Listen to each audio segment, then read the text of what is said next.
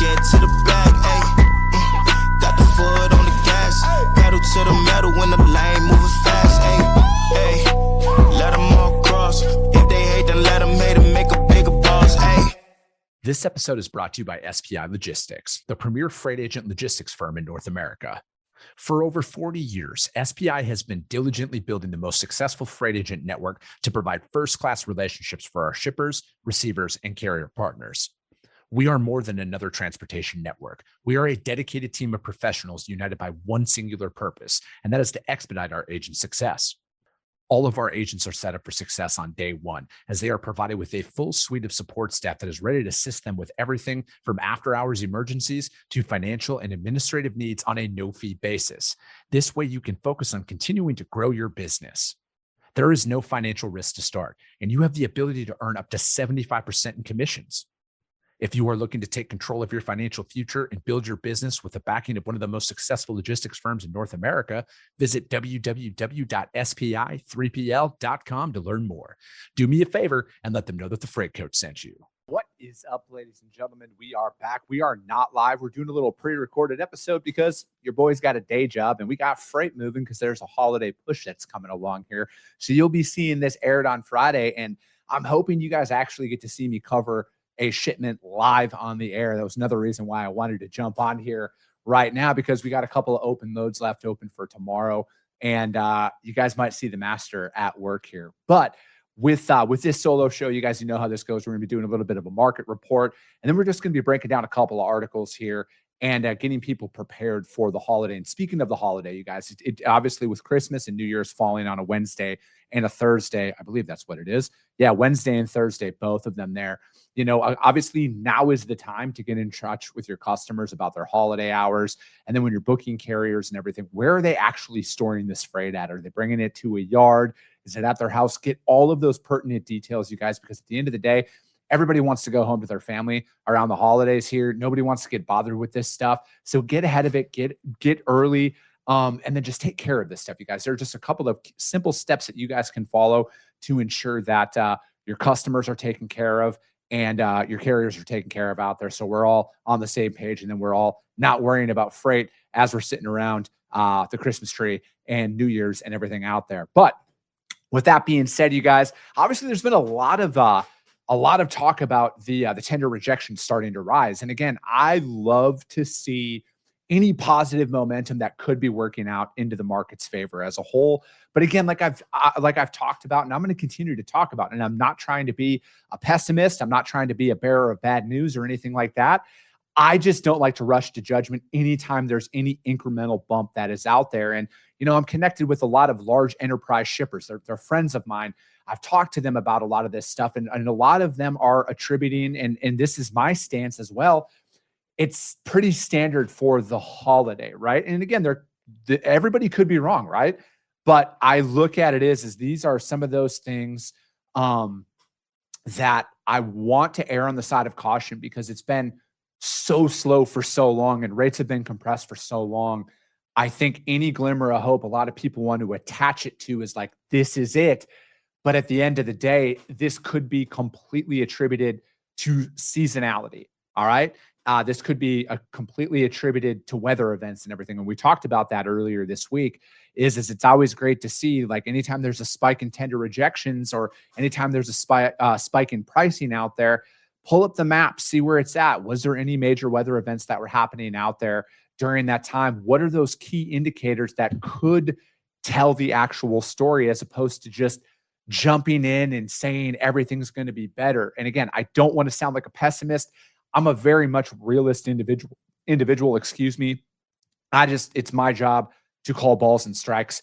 I'm not compensated to sell a product on if the market improves or stays the same or whatever. Like, again, my day job, my brokerage would love a disruption in the market that would cause freight to improve and everything out there, and the economy to grow, because that business would grow exponentially with it. But let's get into some freight market data out there, you guys. Spot rates for trucks did climb last week, but again, it looks like it might be due to winter weather, a holiday freight surge, and tighter capacity and a tighter capacity environment. And again, overall freight volumes aren't necessarily spiking out there as well. But loads posted on DAT reached 3 million, the second highest weekly total of the year, while truck posts slightly increased to 256,000, despite a lower load volume across dry van, refrigerated, and flatbed segment. Line haul rates rose across all equipment types.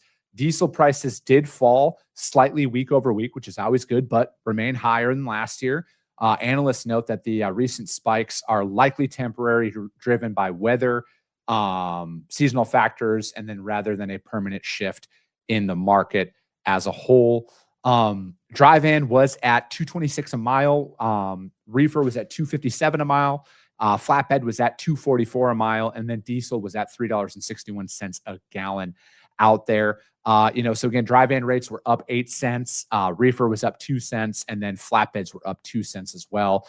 But loads were down 7%, and equipment was down, except for dry van equipment was plus 5% out there. But again, when we're seeing this, I think there's some weather events that can be attributed to this. And then again, I would say, if anything, capacity right now, I think a good word to use is fragile.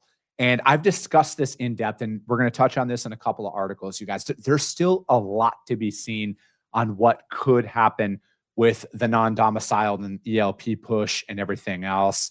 I just think that, again, we're at a spot where it's fragile, but it's not broken. It's not leaving the market at an extremely high rate, at least everything that I can see.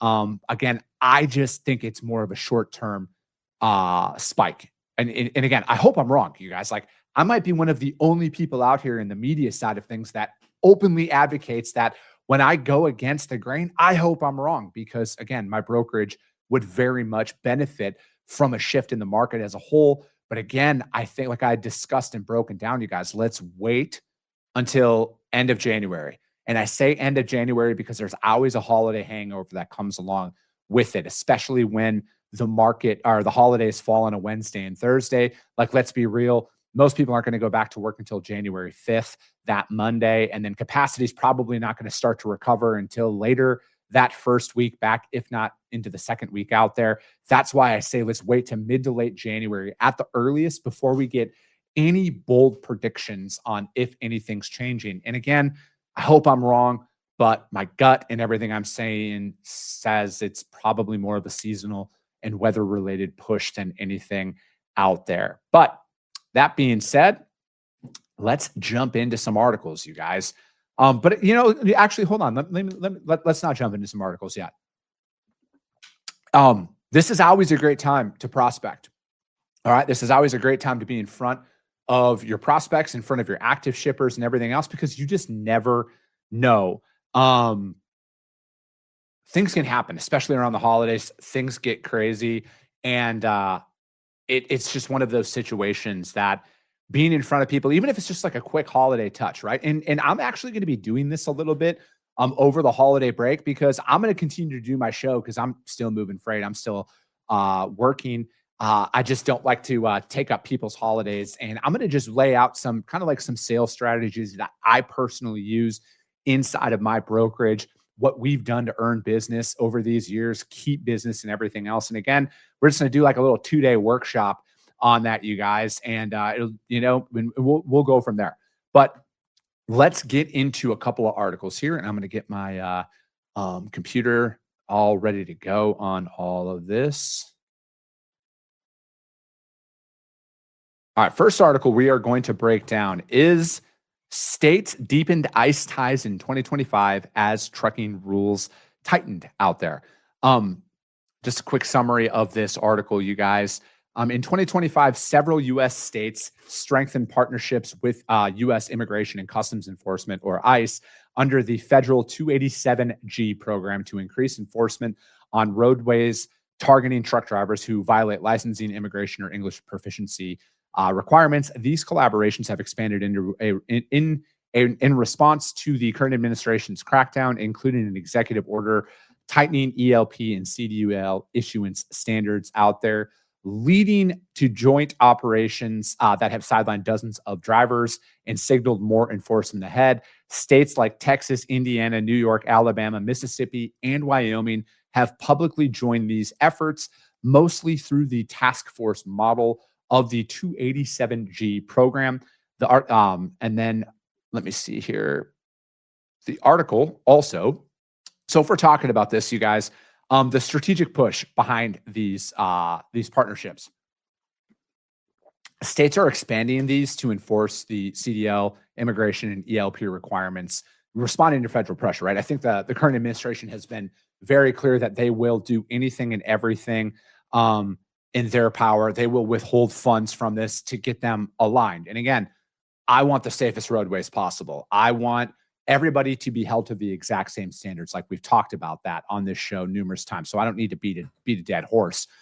Beyond compliance, the focus on highway it's on highway safety and liability mitigation. Removing unqualified drivers reduces accident risk. In theory, I think that's still, and I'm going to say in theory because the crash data that is out there, when there's the largest push into the ELP era out there in the non-domiciled CDL era, crashes actually went down as a whole. So it's going to be interesting to see. And again, they have said that there is no accurate crash data that states non-domiciled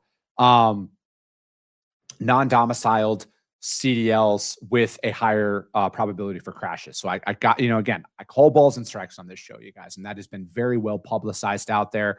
I think that, again, it's going to be interesting to see and how this is going to potentially affect capacity out there, because the more that states get involved with this, I look at it as here's a bold prediction.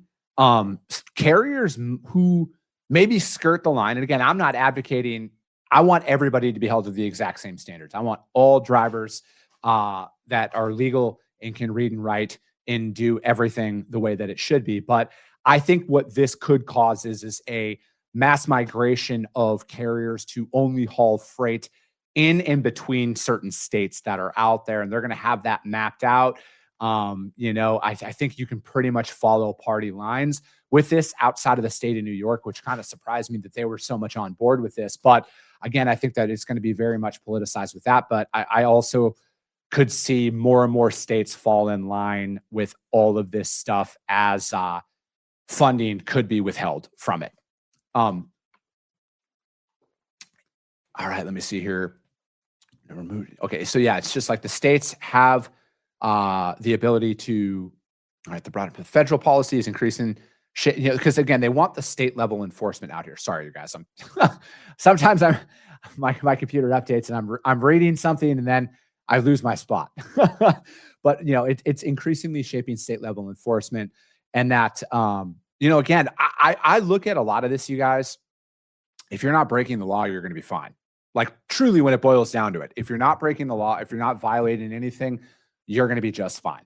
And I think that has to be the end focus. And then in January here, we are going to be talking to a lot more carriers out there, you guys. And I'm trying to be highlighting the people who are doing it the right way. And we're going to be talking about that a little bit more in depth. But, the state of Wyoming in regards to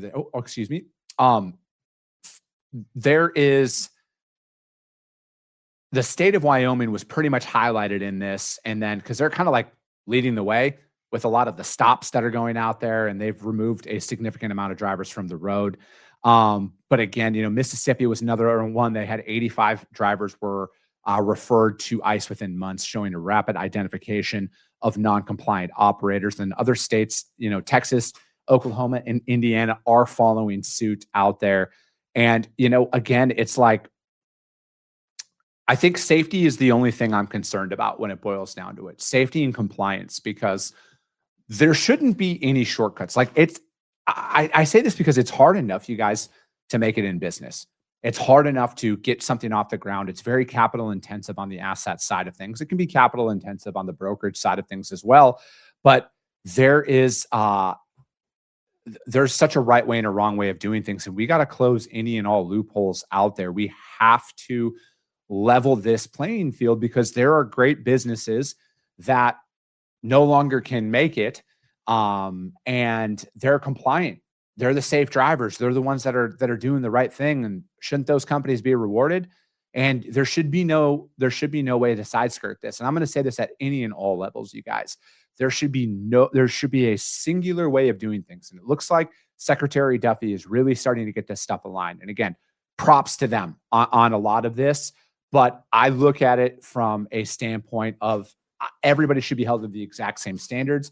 There should be no loopholes. There should be no way to work around any of this stuff. And if you break the law, you should go to jail. And like I've said before on the show, the punishment should be so severe that it completely deters anybody from doing this ever again. We should never be back to this point. But that article, you guys, again, was from ttnews.com. States deepened ICE ties in 2025 as trucking rules tightened out there. And again, it's going to be a good thing, I think, overall. Short-term disruptions, but I think it's going to be a good thing overall for us. Excuse me, second article we are going to be breaking down, also from TT News. This one, not about ELPs. Finally, I'm like kind of sick and tired of talking about it to a point, but I think the third article we're going to break down is going to have a little bit more on it. But again, you guys, this one, ttnews.com, trucking M&A to increase in 2026 due to Fed rate cuts out there. Already, where did that go? Gosh dang it. All right. So analysts predict trucking and logistics M&A activity will increase in 2025. Factors are including the Federal Reserve rate cuts that are out there. And again, I think it's got to go a couple more points before it might trigger some more activity, which would give consumers and other people more spending power that's out there and, capital availability. But I look at it as, it's like this article breaks it down a little bit into the focus is expected to be on specialized sectors like temperature controlled, healthcare logistics, and reverse logistics, which offer stable revenue streams.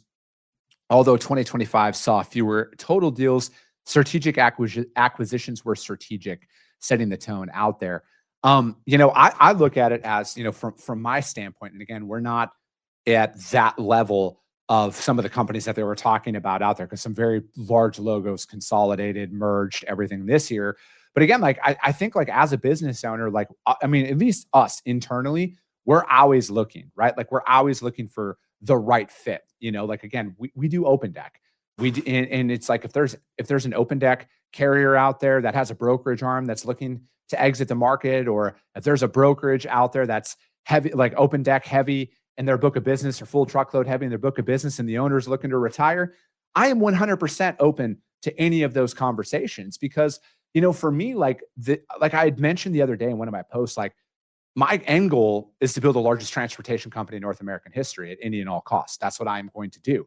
Acquisitions is definitely going to be a part of that strategy as we grow. And I know that there's a lot of people out there who are ready to retire. They don't have a succession plan. So it's like, I'm always open to talk to the right people out there when it comes to acquiring a business and getting it up and running. Because at the end of the day, I plan on working for another 40 years. I'm going to be 40, and I hope I outlive the average lifespan that's out there of 75 years old. But again, I plan on doing this for another 40 years. I don't know. I never want to retire. I'm having way too much fun with all of this. But that being said, I feel like having an M&A strategy inside of your business is a very smart thing to explore out there. Again, depending on how big you want to go and build out your company. Analysts, including the PwC, predict a surge in mergers and acquisitions in the trucking sector due to the Federal Reserve cuts. Obviously, we need that, right? As a whole, we need the Federal Reserve to drop rates to get out there. We want to see it. I hate how much the Federal Reserve has control over our financial systems, considering they're not even a government entity, but we'll talk about that on a later show. And then again, I think that trade and tariff predictability is improving across the board, right? Love it or hate it, it's seemingly changing things, right? It's drawing investment into the United States. And like I've talked about in depth enough on this show, I am a 100% fan of the reindustrialization of the United States of America. It should be America first. Everything should be here. We should not be reliant on anybody else. To all of the people in my YouTube comments out there who might think a little bit differently about me, there's my stance again for the 400th time. But, I look at it as what this could do as a whole, right? If we reindustrialize the United States over the next, it's probably a 10 to a 20-year plan, think about how much more freight is going to be here. Think about how many more opportunities are going to be there. And, again, it's like if any of these balance sheets start to improve out there, I think that it's going to cause a lot more confidence in going out there and wanting to buy a business. And again, I was talking to a buddy of mine yesterday about this. My gut is telling me that the days of the megas are going to seemingly. I don't want to see anybody go on a business, so I'm trying to be like very careful about how I say this.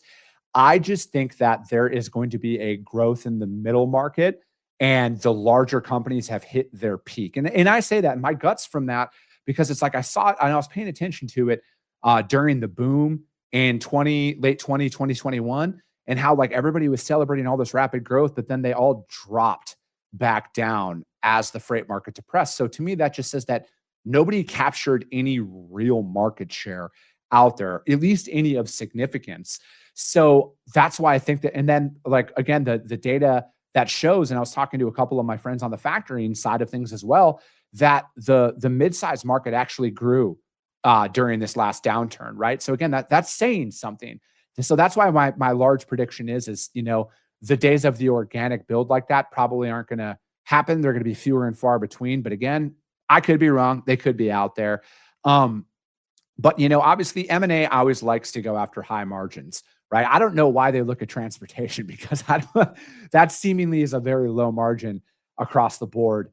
But so again, it's going to be 2 seconds because your boy's booking freight. And then and it also, again, I want to highlight the niche. Like obviously we're a very niche-based organization out there. We are open deck, we're heavy haul, we're full truckload. That's it. Like I don't do LTL, I don't do ocean, I don't do intermodal, I don't do air, I don't do any of that stuff. I think that niche operations are the way to go because I think that's the way that the market is going to trend as data becomes more and more available, as AI and other forms of technology become more and more readily available and implemented across the board. I think it's going to draw even more of a requirement from the shippers that they only want to work with one-trick ponies that are out there because there's just people are going to be able to separate themselves. And again, it's like it seemingly is the crown jewel of the M&A strategy in 2026, right? Like they're talking about very niche specific companies that are going to be readily available out there. But it's like if you look at it across the whole, like companies with a lot of cash to burn are never going to be afraid to make moves out there. Like obviously UPS bought some people, Hub Group bought people as well. And, I just look at it as real players are going to play no matter what. They are not going to be afraid. And then again, it's like maybe you're not comfortable with going out there because, again, like if somebody comes to me, and again, love it or hate this strategy at all, but like when most people come to me and like, what's my plan and my strategy on a lot of stuff, like I just tell them I'll figure it out because like, I don't know. I mean, I'm coming up on being year 6 of being self-employed, which I mean, what I'm doing now is nothing what I thought I would be doing at this point. It doesn't look anything like it because like things change, things evolve, but like I'll just figure it out as I go. That's kind of how I approach everything. That goes against a lot of people's sound advice, but for the most part, I just figure it out. And that's what I would go. So if you're like on the fence on is an M&A in your future and you want to do it, but you maybe don't know how you're going to get the money or something like that, just keep the mindset of you'll figure it out, right or wrong. I'm kind of a gunslinger like that, you guys. But I look at it as like this could be a very solid acquisition strategy to take your company from say 5 to 50 million. Or 10 to 100. I don't know. I'm just kind of spitballing numbers right now. But again, like say the market does stay depressed, say the opportunities don't come about, but you find that right company that the owner's just looking to get away. There's no succession plan. He wants to retire. She wants to retire, but she doesn't want to see her entire life's work go to waste. So I just think that you should be open to that. I know we are. And, I'll say it again. If you're looking to sell your brokerage, hit me up. I'd love to talk to you about it. There's something we can do so we can see your life's work not go to waste out there. But, I also look at it is depending on what happens, a negative to this is, the people with the deepest pockets could make a mad dash for this, and they could swallow up a lot of these opportunities. And, you just never know. I don't believe in the monopoly market that is sometimes like, I love the free market. I love how a small business like myself can come out here and make something for myself in the world. But, I think that if the market continues to consolidate, especially on the, if you look at it on the capacity side, again, I think that could cause rates to spike as well. You just never know. I think that, at the end of the day, we need interest rates. I think interest rates continuing to drop will have a greater effect on the market than anybody's even really talking about out there as a whole. But again, anytime that we can get interest rates down, access to capital, people being more and more willing to spend more and more money out there, the better off we're going to be as a whole, the better off that the freight market is going to be as a whole as well, you guys. But that article was from ttnews.com, trucking M&A to increase in 2026 due to Fed rate cuts. And again, I'd love to see it. I might have to get my man Spencer Tenney back on the show and a couple of other my friends in the M&A space in January or February to really break this down and talk about this a little bit more. But that is going to be it, you guys. We ran out of time talking about this. And again, the last article we might have got to is just going to be a little bit more about fraud. And, frankly, at the end of the day, you guys, I'm kind of sick and tired of talking about all the negatives of it because, like I said the other day, regardless of what happens out there, you guys, I don't care. I'm going to find a way to win. I'm only focused on my end goal. That's all I'm focused on, is that and my four walls. And like I said the other day, I'm going to say it again. I would highly recommend a lot of you developed that mindset going into 2026 because we can't control. There is a lot of people who are shooting from the hip right now. And even if things change, is that actually going to benefit your business? You can't say that with 100% confidence, right? At the end of the day. So it's like, you got to focus on your four walls, do what you got to do to improve your business, quiet the noise, because again, nobody actually knows what's going to happen. It's all a guess. The only thing I know that's going to happen is I'm going to show up every day. I'm going to continue to get better, and I'm going to focus on my processes and procedures and my customers and my business. But that will be it for today, ladies and gentlemen. As always, if you got value in what you heard and you're not subscribed, subscribe to the show, you guys. And if you're feeling ambitious, rank it on iTunes and Spotify, because if you see value, your network's going to see it as well. I appreciate you guys. I love you guys, and we'll be talking to you soon. Came back with a bang, window down, yelling out money, anything. Hey, ooh, got the foot on the gas, pedal to the metal when I'm getting to the back. Hey, got the foot on the gas, pedal to the metal when the